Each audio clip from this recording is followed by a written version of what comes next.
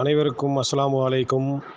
நமது மஸ்ஜிது சேவை குழுவின் மூலமாக காய்கறி வழங்கும் திட்டம் அல்லாஹ்வின் மாபெரும் கிருபையால் சிறப்பான முறையில் நடைபெற்று வருகிறது.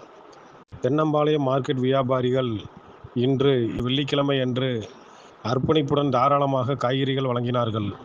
ஒவ்வொரு நாளும் ஒவ்வொரு பகுதியில் உள்ள பள்ளிவாசல்களுக்கு வழங்கப்பட்டு வருகிறது.